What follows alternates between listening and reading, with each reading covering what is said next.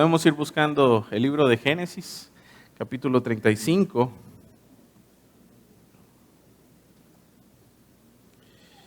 Y hoy yo titulé esta enseñanza Enmendando los errores del pasado. ¿Por qué enmendando los errores del pasado? Porque Jacob había cometido muchos errores, había cometido muchos pecados. Y en este pasaje lo que vemos es un Jacob distinto, que está caminando con Dios, que está corrigiendo todas aquellas cosas que había hecho mal. Si ustedes recuerdan, la semana pasada vimos que la desobediencia de Jacob trajo nuevamente la disciplina del Señor a su vida y también trajo consecuencias muy serias para él. Si recuerdan, su hija Dina fue violada. Si recuerdan, también sus hijos se arremetieron contra esta nación de Siquem y mataron a todas las personas ahí. Y si hay algo que nosotros podemos aprender es que el pecado es sumamente dañino y destructivo en nuestra vida. Y es por eso que el Señor nos advierte a quitar el pecado de nosotros. Así que nosotros debemos entender que cuando pecamos, dañamos nuestra propia vida y también dañamos nuestra relación y esto daña a otros. Pero si hay algo bueno que podemos destacar, es que en Jacob podemos ver la mano de Dios actuando. Podemos ver a un Dios fiel, que aunque Jacob ha sido desobediente, aunque Jacob ha fallado, Dios permanece fiel y sigue haciendo una obra en la vida de Jacob. Dios continúa perfeccionando su corazón y le muestra su gracia. Así que Dios no deja a Jacob derrotado, no deja a Jacob caído, sino que lo impulsa y le da las fuerzas de seguir adelante, de seguir viviendo para Dios. Ahí vemos la fidelidad de Dios obrando en aquel hombre que pareciera que no está aprendiendo nada, pero Dios lo impulsa a caminar y a vivir para Él. Ahora, en este pasaje vemos cierta similitud que vimos con Abraham. Si recuerdan, cuando Abraham desobedeció, que hubo una hambruna, Abraham se fue a Egipto, allá él fue humillado, salió derrotado y lo expulsaron de este lugar. Pero Abraham, ¿qué hizo? Volvió a Canaán, volvió a edificar un altar y volvió a vivir en adoración para Dios. Algo muy similar es lo que estamos viendo en este capítulo, donde a pesar de que Jacob ha tenido tantas fallas, él está volviendo a caminar con el Señor de la forma que el Señor quiere. Así que Dios usa muchas veces estas circunstancias difíciles para prepararnos, para moldear nuestro corazón. Dios usa los problemas y las situaciones difíciles en nuestra vida para que nosotros nos volvamos a Él. Y si hay un lugar que es importante en la vida de Jacob es Betel. ¿Por qué Betel? ¿Por qué era tan importante para él? Porque él ahí tuvo su primer encuentro con el Dios verdadero. En Betel, Jacob conoció al Señor. En Betel, Dios se le reveló y iluminó su corazón y su entendimiento. En Betel, Dios le hizo grandes promesas a él, de que lo bendeciría, de que cuidaría de él, de que lo haría una gran nación y que también le daría la tierra que le había prometido a sus padres y también a él. En Betel, Jacob hizo votos de vivir para el Señor y de levantar una casa de adoración. Ahora, ¿por qué era tan importante este lugar? Si ustedes recuerdan, vemos varias muestras de ciertos montes como el monte Hebrón, como el monte Moria, como Betel, que eran lugares altos y eran lugares donde los hombres de Dios venían, levantaban altares y adoraban al Señor. Ahora quiero que pienses tú, hermano, ¿cuál es nuestro lugar sagrado? Porque vemos a Jacob que está viniendo a un lugar sagrado. ¿Cuál es nuestro lugar sagrado? ¿A dónde debemos ir cuando hemos pecado, cuando nos hemos apartado del Señor? ¿Cuál es el lugar donde debemos permanecer constantemente? ¿Cuál es nuestro lugar de adoración? ¿Será que es la iglesia? ¿Será que es en un monte que debemos ir? Efesios 1:3 dice: bendito sea el Dios y Padre de nuestro Señor Jesucristo, que nos bendijo con toda bendición espiritual en los lugares celestes en Cristo Jesús. Ya nuestra adoración no es en un monte, no es en un templo, no es en un lugar físico hecho por hombres. Nuestra adoración es en Cristo. Nosotros necesitamos rendir nuestra vida a Cristo y es ahí donde va a haber una verdadera alabanza y una verdadera adoración. Así que así como Jacob vuelve a Betel, que es el lugar donde conoció a Dios, nosotros tenemos que venir cada día a Cristo para adorar de verdad al Señor, para vivir de verdad con el Señor.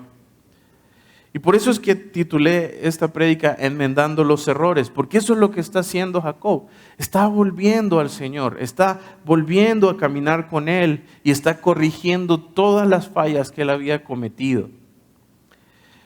El primer punto que quiero que veamos, vamos a Génesis capítulo 1, y es que Él está oyendo y Él está obedeciendo la palabra del Señor. Él no había antes obedecido. Si recuerdan, Dios le había dicho que saliera de donde Labán y viniera a la tierra de Canaán. Pero él no vino a la casa de su padre, sino que él se fue a Sucot. Si recuerdan, ahí en Sucot, él construyó una casa, él se estableció ahí, y después él se acercó a Siquem. En Siquem, él compró terreno también, y ahí fue donde ocurrió el desastre. Ahí fue donde Dina fue violada y fue la tragedia de sus hermanos, de sus hijos, perdón.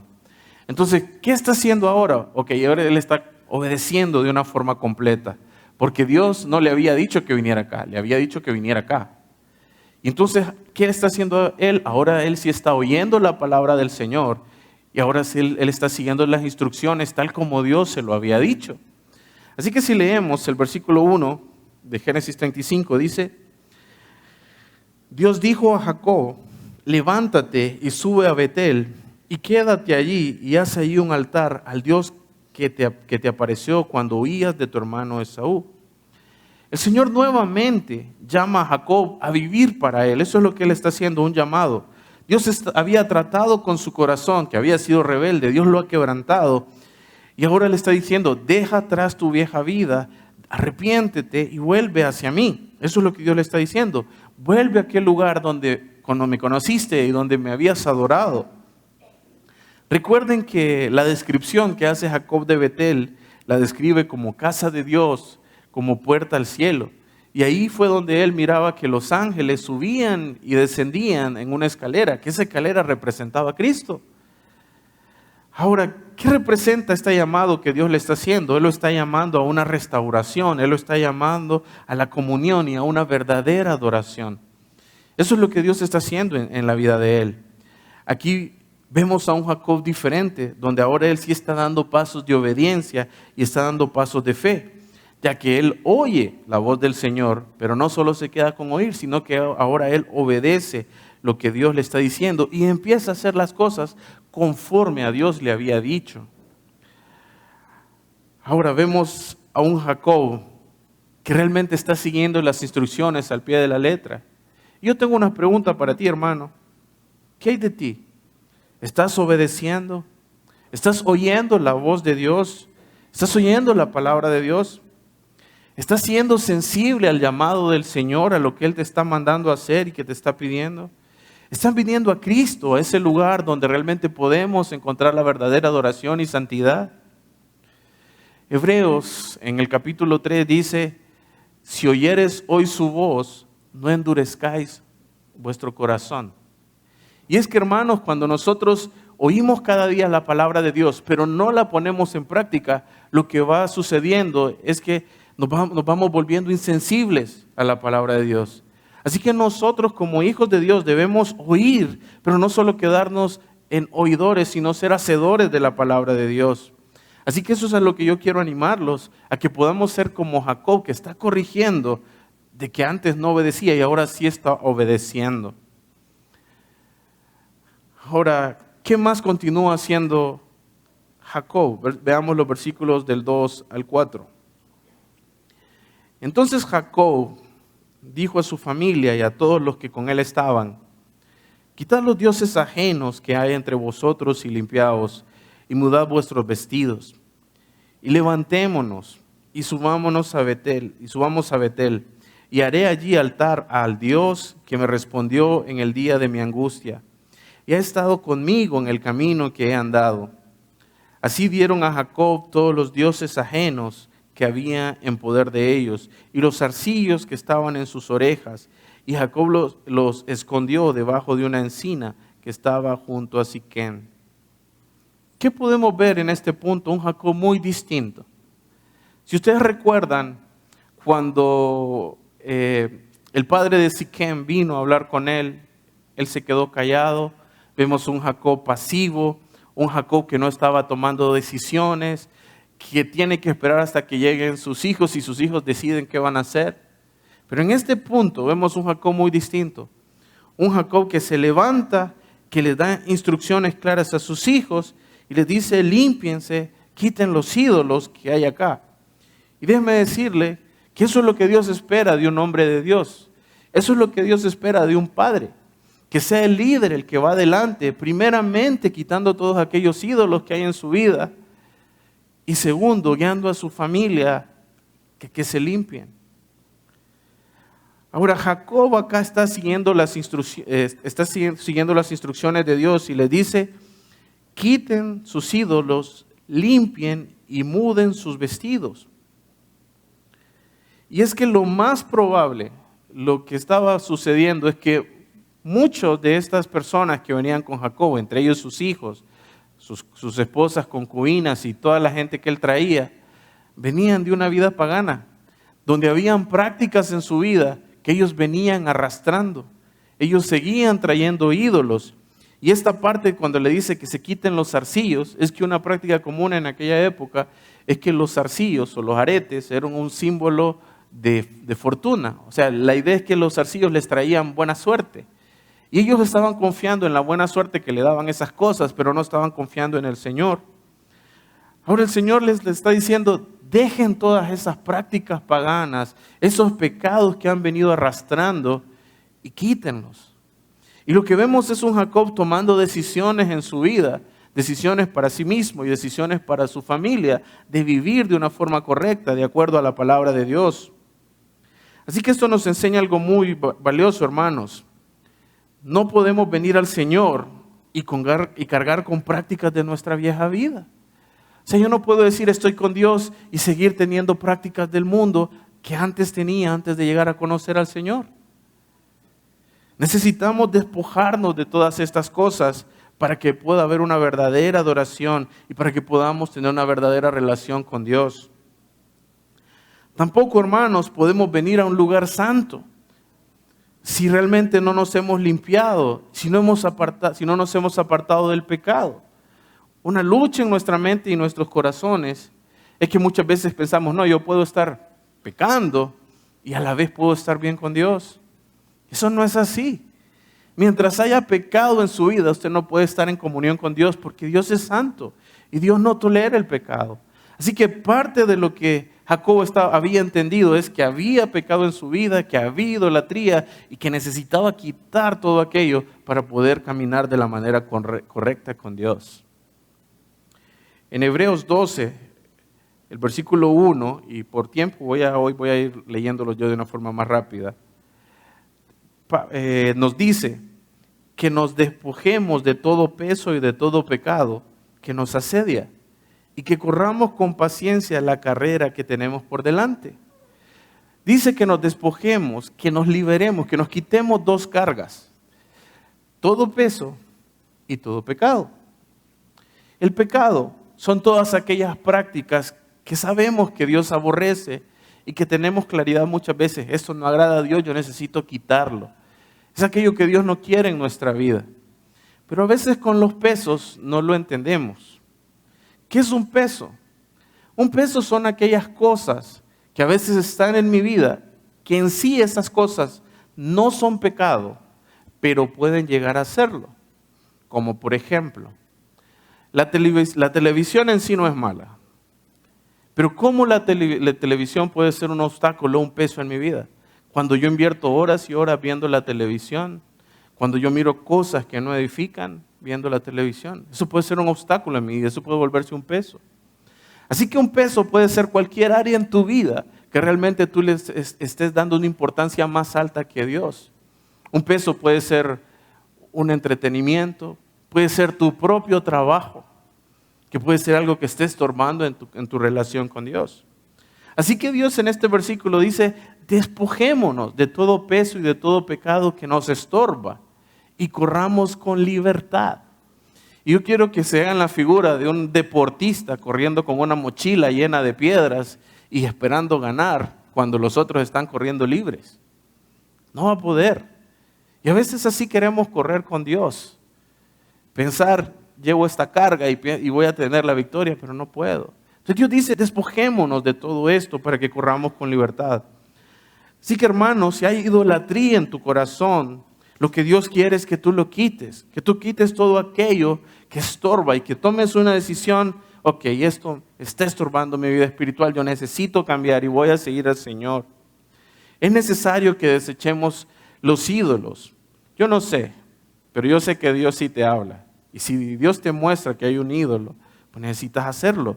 A veces el ídolo puede ser el dinero. Estoy tan afanado por hacer dinero que no dedico el tiempo necesario a Dios. A veces el ídolo puede ser tu propia inteligencia o tu propio orgullo. Pensar yo no necesito a Dios porque yo puedo hacer las cosas sin Dios. A veces ese ídolo puede ser tu profesión, un pasatiempo o puede ser un pecado en sí. Pero si hay algo que estamos seguros en este pasaje es que Dios quiere que limpiemos todas esas cosas que no nos edifican y que nos estorban en nuestro caminar con Dios. Y si hay algo bueno de ver en Jacob, es ver eso, que él está tomando decisiones firmes. Él está comprometiéndose a caminar con el Señor. Efesios capítulo 4 dice que ya no andemos en la vanidad de nuestra mente, como andan los gentiles, sino que nos conduzcamos como hijos amados, como escogidos de Dios. ¿Qué es andar en la vanidad de nuestra mente? Es vivir conforme a la manera de vivir del mundo. Es seguir nuestros propios deseos y los deseos de nuestra carne.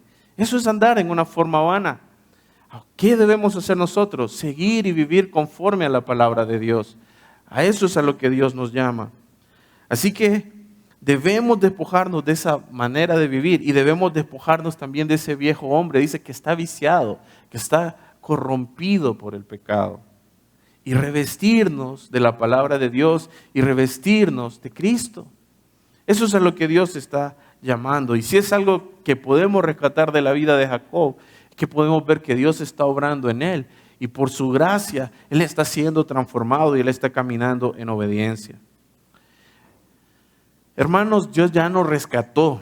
Si tú has entregado tu vida a Cristo, Él ya nos rescató de la esclavitud del pecado. Baste ya de permanecer en esas cosas inmundas y despojémonos de todo aquello que está estorbando y caminemos con el Señor. Jacob está corrigiendo esos errores que había cometido y ahora ha tomado una determinación, una decisión firme de vivir para Dios. Necesitamos hacer ese compromiso con el Señor. Lo otro que Jacob corrige es que ahora él confía en el cuidado del Señor. Hubo mucho temor en el corazón de Jacob. Si leamos los versículos del 5 al 7. Y salieron, y el terror de Dios estuvo sobre las ciudades que había en sus alrededores, y no persiguieron a los hijos de Jacob.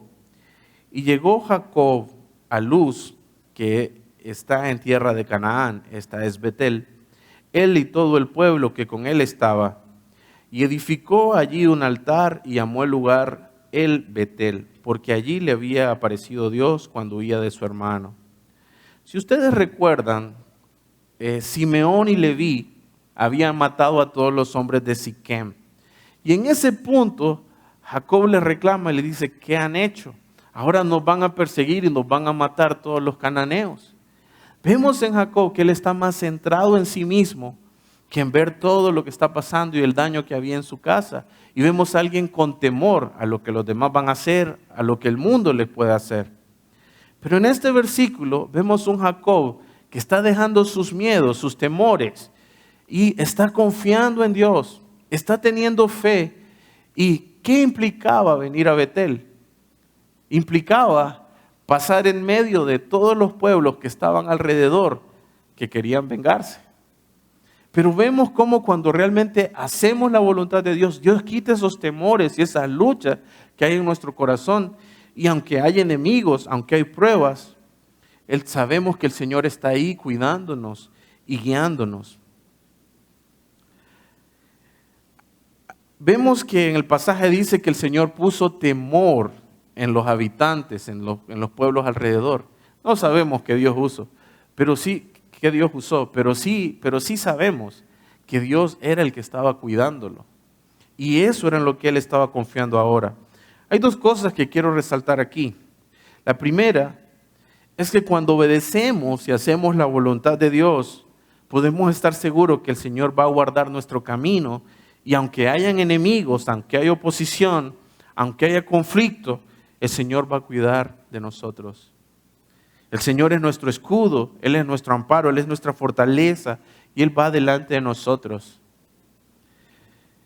La cosa número 2 es que solo si nosotros hacemos las cosas tal como Dios dice y nos despojamos del pecado y quitamos todo aquello que nos estorbe, nosotros podemos adorarlo de la forma apropiada, de la forma correcta. Jacob había obedecido a medias. Obedecer a medias no es obedecer. Dios quiere una obediencia total en nuestras vidas. Y necesitamos entender que solo obedeciendo completamente al Señor es que vamos a vivir una verdadera adoración en nuestra relación con Dios. Vivir en obediencia significa que hay arrepentimiento en nuestros corazones, que estamos cambiando nuestra manera de andar, que estamos cambiando nuestras actitudes. Y eso es justamente lo que vemos en la vida de Jacob. Él está restaurando su relación con Dios. ¿Por qué? Porque él está teniendo una obediencia completa a todo lo que Dios le está diciendo. Ahora, la restauración espiritual de Jacob le permite en cierta forma vivir nuevas experiencias. Yo puse ahí en la parte de abajo, experimenta el sufrimiento en obediencia. ¿Qué quiero decir? Hasta ahora, todas las circunstancias difíciles que Jacob había pasado, el trato que tuvo Labán con él, el suceso de Dina, lo de sus hijos, todo ha sido una disciplina del Señor. Él ha sido rebelde, ha sido necio y Dios ha traído la disciplina del Señor a su vida. Pero en este punto, él está caminando con Dios y aún así vienen circunstancias difíciles a su vida.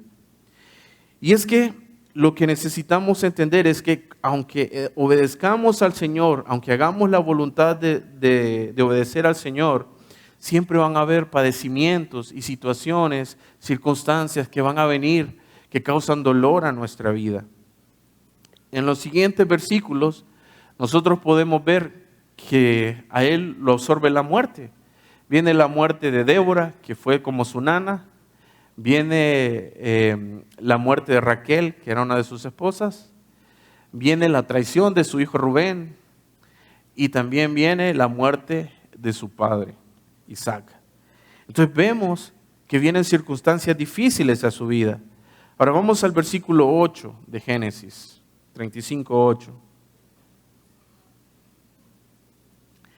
Entonces murió Débora, ama de Rebeca, y fue sepultada al pie de Betel, debajo de una encina, la cual fue llamada Alon Bakut. Entonces Jacob pasa por la primera experiencia dura de la muerte. Aunque ya había muerto su madre, él no estuvo en ese momento. Pero aquí está muriendo otra persona que era muy importante. Débora había sido la nodriza, la nana que había cuidado a Rebeca. Y muy probablemente había sido la nana que lo había cuidado a él. Pero como él está volviendo a Canaán, él está volviendo donde ella estaba y ella muere. Así que esto es un golpe duro. Y vemos que él está obedeciendo, pero viene una circunstancia difícil a su vida. ¿Y qué pasa cuando vienen circunstancias difíciles a nuestra vida? A veces pensamos, ¿será que Dios no está con nosotros? ¿Será que estoy haciendo algo mal? Pero lo que necesitamos entender es que Dios siempre está ahí. Y eso es lo que vamos a ver en la siguiente parte.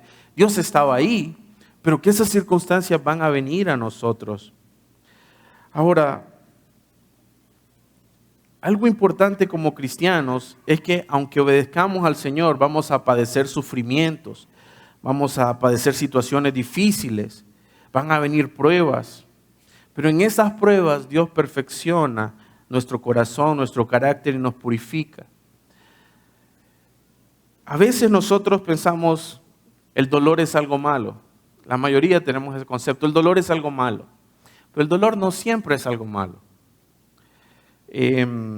Yo tuve un primito, ya murió el primito, tuvo una enfermedad bien difícil, bien complicada.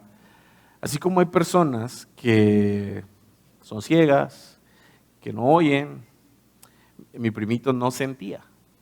Él no tenía el sentido del tacto. Y lo que pasaba cuando estaba más pequeñito, solo llegó hasta como los 14 años, cuando estaba más pequeñito, es que él se mordía la lengua y tenían que sacarle los dientes porque si no, como él no sentía dolor, él se podía masticar la lengua y partirla. Entonces le sacaban los dientes. Él se podía tirar y se fracturó como 7 o 10 veces. Se podía tirar y como no sentía dolor, él quedaba ahí. Y muchas veces a mi prima, que es la mamá, la quisieron acusar de que ella no lo cuidaba porque estaban en Estados Unidos. Pero ella les demostraba que ella pasaba ahí y que aún así él se golpeaba y era bien difícil. Así que el dolor tiene un propósito. El dolor nos muestra que algo está mal en nuestra vida. Si usted pone la mano en la estufa, inmediatamente la quita y no sigue dejándola ahí. Pero el dolor le advierte que hay un problema.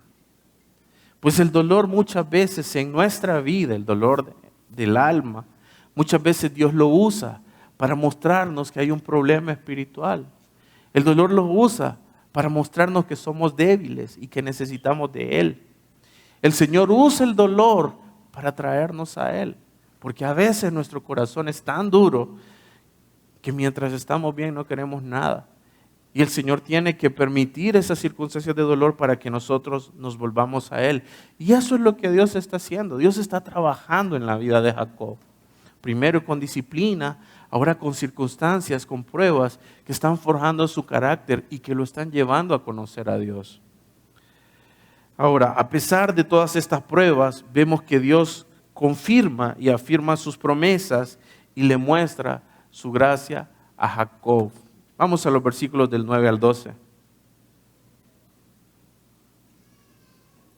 Apareció otra vez Dios a Jacob cuando había vuelto de Padán Aram y le dijo Dios, tu nombre es Jacob, no se llamará más tu nombre Jacob, sino Israel será tu nombre. Y llamó su nombre Israel.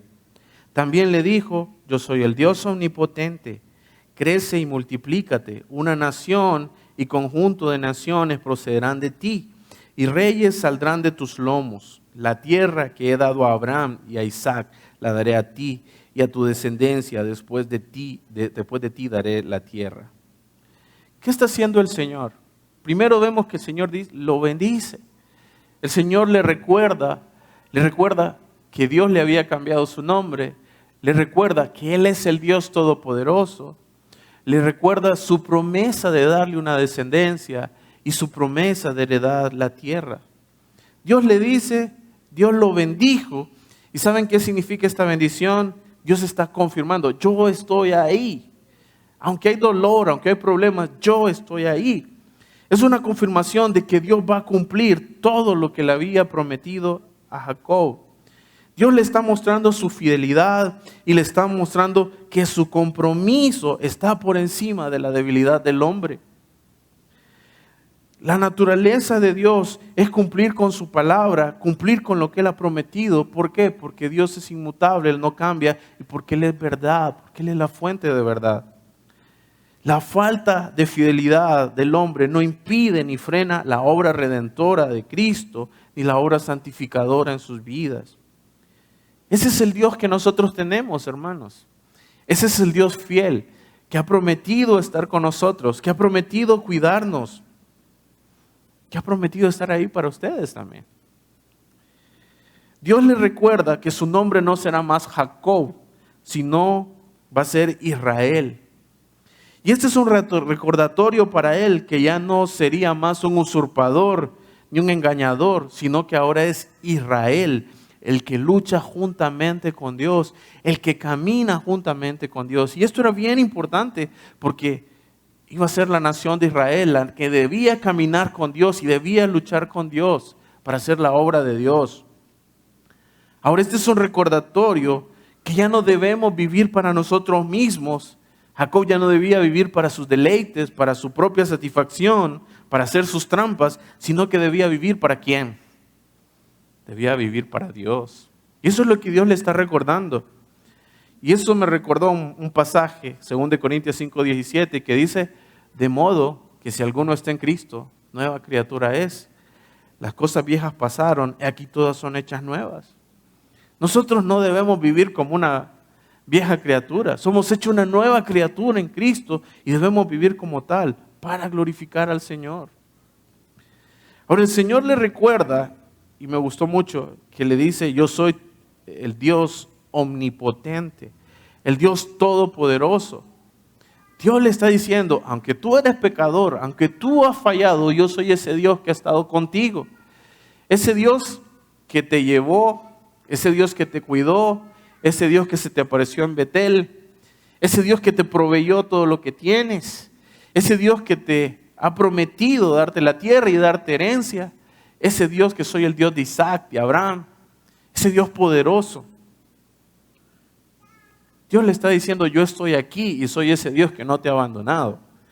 Hermanos, ese es el Dios que nosotros tenemos. Un Dios que va a cumplir las promesas en nuestra vida. Un Dios que es poderoso para liberarnos, para cuidarnos y para transformar nuestros corazones. En ese Dios nosotros debemos confiar. En ese Dios debemos descansar y saber que Él es poderoso para darnos victoria. ¿Cuál fue la reacción? ¿Cuál fue la reacción de Jacob ante esto que Dios le muestra? Veamos los versículos del 13 al 15 ahora. Y se fue de él, Dios, versículo 13, del lugar en donde había hablado con él. Y Jacob levantó una señal en el lugar donde había hablado con él, una señal de piedra, y derramó sobre ella libación y echó sobre ella aceite. Y llamó Jacob el nombre de aquel lugar donde Dios había hablado con él, Betel. Entonces, ¿qué hace Jacob ante lo que Dios le muestra? Levanta una señal, levanta una piedra, dice. ¿Cuál es el propósito? Lo hace con el propósito de mostrar la gratitud a Dios, aquel Dios todopoderoso, pero también lo hace con el propósito de recordar que Él tiene un Dios grande, que nunca lo ha abandonado y que ha estado con Él. Un Dios que ha sido fiel en todo tiempo. Ahora, hermanos, cuando nosotros tengamos dudas de que el Señor no está ahí, cuando dudemos de sus promesas, ¿qué debemos hacer? Pues nosotros debemos mirar a la cruz y recordar, en la cruz me amó. En la cruz Él entregó su vida por mí. En la cruz Él me perdonó. Yo necesito volver mi mirada a Cristo y poner mi confianza y saber que Dios ha sido fiel y Él me ha sostenido todo este tiempo. Yo necesito confiar en que Dios nos cuida y eso tiene que ver con fe también. Ahora, ¿qué más hizo? Dice, hizo libación y echó sobre ella aceite. Una libación era una ofrenda líquida y era una ofrenda de gratitud. Podía normalmente ser de vino, de agua o aceite. Se derramaba eso sobre la piedra. Eso fue lo que hizo. ¿Qué representaba esto? Que Jacob estaba diciendo, me estoy rindiendo ante ti en gratitud. Yo estoy mostrándote mi adoración por todo lo que tú has hecho, por poder ver tu gracia en mi vida. Eso es lo que estaba haciendo. Eso fue lo que hizo aquella mujer que trajo un perfume de nardo muy caro y lo roció sobre Jesús. Eso es una representación de que se estaba rindiendo ante Cristo. Y eso es lo que Dios quiere, hermanos. Él no quiere una obediencia a medias. Él no quiere una relación ligera. Él quiere una relación profunda donde rindamos nuestro corazón a nuestro Dios. Donde nosotros nos postremos en una adoración genuina. Jacob estaba mostrando esto. Que él estaba arrepentido y que ahora él quería caminar con Dios en una obediencia total. Tengo unas preguntas. ¿Estás siendo agradecido con el Señor? Al ver lo que Dios ha hecho en tu vida, ¿te rindes a Él postrado a sus pies? ¿O estamos renegando? ¿O estamos dudando de que Él está con nosotros? Si no lo has hecho, hermano, yo te motivo a que realmente te rindas, te entregues. Eso es lo que Dios quiere. En Cristo, en su presencia está nuestra verdadera adoración. Necesitamos postrarnos a Él. Ahora, ¿qué más podemos ver? ¿Qué más le está enseñando a Jacob? Que en medio de las pruebas, Dios sigue llevando a cabo su plan y su propósito. Entonces, en medio de las pruebas, Dios también está ahí. Veamos los versículos del 16 al 21. Después partieron de Betel y había aún como media legua de tierra para llegar a Éfrata. Cuando dio a luz Raquel, y hubo trabajo en su parto, y aconteció como había trabajo en su parto, que le dijo la partera: no temas, que también tendrás este hijo. Y aconteció que al salírsele el alma, pues murió, llamó su nombre Benoni, mas su padre lo llamó Benjamín. Así murió Raquel y fue sepultada en el camino de Éfrata, la cual es Belén. Y levantó Jacob un pilar sobre su sepultura. Esta es la señal de la sepultura de Raquel hasta hoy. Y salió Israel y plantó su tienda más allá de Migdal Edar. Entonces, ¿qué vemos acá? Que un acontecimiento que debería ser algo de mucha alegría, como era el nacimiento del 12º hijo de Jacob, se vuelve algo muy triste, porque muere Raquel. Entonces, ¿han escuchado la frase de llueve sobre mojado? Eso es lo que está pasando en la vida de Jacob. Viene un problema y viene otro encima. Pero Dios está forjando su carácter. Ahora dice que cuando murió ella alcanzó a ponerle un nombre. Y dice que su nombre fue Benoni, lo que significa hijo de mi tristeza. Pero luego viene Jacob y le cambia el nombre por Benjamín, lo que significa hijo de la fortuna o hijo de mi mano derecha, como un apoyo que iba a ser para él. ¿Qué está reconociendo Jacob? Jacob está reconociendo que en medio de la adversidad Dios lo está bendiciendo con otro hijo. Que en medio de esas circunstancias difíciles todavía hay cosas que Dios está haciendo en medio de esos problemas. Ahora, esto era bien importante porque está naciendo el príncipe número 12, que sería uno de los príncipes de las 12 tribus de Israel. Entonces, Dios sigue con su plan, Dios sigue perfeccionando su obra a pesar de las situaciones difíciles. Y es que, hermanos, aunque nosotros estemos haciendo la voluntad de Dios, estas situaciones van a venir. Pero debemos confiar, primero, de que Dios está ahí. Segundo, de que Dios es fiel. Tercero, que Dios va a cumplir su propósito en nosotros y también en los demás y en su obra. Tanto es así que Él sigue confirmando su cumplimiento de la palabra con las 12 tribus. Veamos los versículos 22 al 26. Aconteció que cuando moraba Israel en aquella tierra, fue Rubén y durmió con Bila, la concubina de su padre, lo cual llegó a saber Israel. Ahora bien, los hijos de Israel fueron 12. Los hijos de Lea: Rubén el primogénito, de Jacob, Simeón, Leví, Judá, Isaacar y Zabulón. Aquí tenemos 6 hijos. Los hijos de Raquel, José y Benjamín, ya son 8. Los hijos de Bila, sierva de Raquel, Dan y Neftalí, son 10. Y los hijos de Silpa, sierva de Lea, Gad y Aser, son 12. Estos fueron los hijos de Jacob que le nacieron en Padam Aram.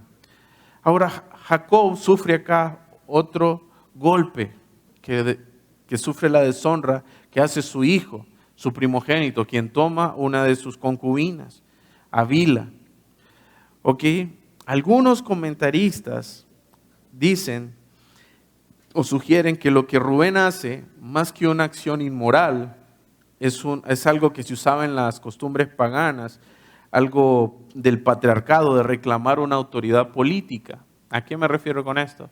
Si ustedes recuerdan, en la vida del rey David, hubo un momento que Absalón, su hijo, quiso tomar el trono. Y él tomó las mujeres de David y él vino y quiso usurpar el trono. Esto era lo que estaba haciendo Rubén. Entonces fue algo que Dios no vio con agrado y que aparentemente pareciera que Jacob no hizo nada, pero si nosotros vamos al capítulo 49 de Génesis y vemos los versículos 3 y 4, Génesis 49, versículos 3 y 4. Jacob está a punto de morir acá y está dando su herencia y su bendición a todos sus hijos. Y le dice a Rubén, versículo 3, Rubén, tú eres mi primogénito, mi fortaleza y el principio de mi vigor, principal en dignidad, principal en poder, impetuoso como las aguas. Pero escuchen lo que dice, no serás el principal, no serás el primogénito, por cuanto subiste al lecho de tu padre, entonces te envileciste subiendo a mi estrado. Entonces, aunque parecía que Jacob estaba actuando de una forma pasiva en su tiempo, él castigó a lo que había hecho su hijo. Entonces vemos que en medio de esas circunstancias, Dios estaba forjando el carácter de Jacob. Y por último, podemos ver que si hay algo que había y él estaba buscando corregir, era enmendar las relaciones que él había dañado. Aquellas relaciones que él había destruido por su mal proceder. Si vamos al versículo 27 y 29, dice, después vino Jacob a Isaac su padre, volviendo a Génesis 35, después vino Jacob a Isaac su padre, a Manré, a la ciudad de Arba, que es Hebrón, donde habitaron Abraham e Isaac, y fueron los días de Isaac 180 años, y exhaló Isaac el espíritu y murió. Y fue recogido a su pueblo viejo y lleno de días, y lo sepultaron Esaú y Jacob sus hijos. En este punto logramos ver que Jacob no solo está arreglando algunas cosas de su vida, él está buscando arreglar todo aquello que Dios le iba mostrando que debía corregir. Y vemos que aquí él busca a su padre, restaura su relación con su padre, restaura su relación con su hermano, y Dios le da la gracia de poder pasar los últimos días de su vida y despedir a su padre en comunión, en paz. Hermanos, si hay algo que nosotros los hijos de Dios debemos hacer es que necesitamos enmendar todo daño que hemos cometido. Necesitamos perdonar y pedir perdón. Aun cuando esos daños nosotros los hayamos hecho sin ser creyentes, necesitamos buscar enmendar toda relación. El Señor, cuando viene a nuestra vida, no nos dice, te perdono, pero de larguito. No, el Señor nos perdona y nos reconcilia con Él. Así deben ser nuestras relaciones. Nosotros debemos buscar restaurar y reconciliar y reconstruir nuestras relaciones. Para terminar, tengo unas conclusiones. La primera es, la restauración en nuestra vida espiritual se produce cuando decidimos oír la palabra del Señor y tomamos una decisión firme de obedecer y seguirlo sin importar las dificultades que esto represente. Necesitamos oír y tomar una decisión de cumplir, de vivir para el Señor. Eso implica compromiso. Nuestro altar de adoración ya no está sobre un monte, tampoco está en un templo, ni en un lugar físico hecho por hombres. Nuestro altar de adoración está en Cristo. Es ahí donde debemos permanecer, es a Él donde debemos ir. Si no has estado permaneciendo en el Señor, necesitas ir a Cristo y depender de Él y permanecer en Él. Eso es a lo que Dios nos llama. No es venir a la iglesia, es parte. Es que vayas a Cristo de una manera personal. La verdadera adoración a Dios implica siempre una consagración completa de tu vida, además de una total fidelidad. No podemos servir a Dios y servir a los ídolos. Debemos rendirnos por completo al Señor y hacer un serio compromiso de vivir para Él. Debemos quitar todos los ídolos de nuestra vida. Dios quiere una rendición total de nuestro ser. No nos quiere a medias. Y por último, debemos recordar que aunque obedezcamos al Señor, aunque hagamos su voluntad, vamos a padecer y sufrir situaciones difíciles en nuestro andar. Estas pruebas tienen un propósito y es perfeccionar nuestro carácter, nos purifican, permitiéndonos crecer y ser moldeados a la imagen de nuestro Señor. Pero aún en medio de la prueba debemos recordar que Dios cumple su propósito y debemos confiar y descansar en Él sabiendo que Él está con nosotros. Vamos a orar.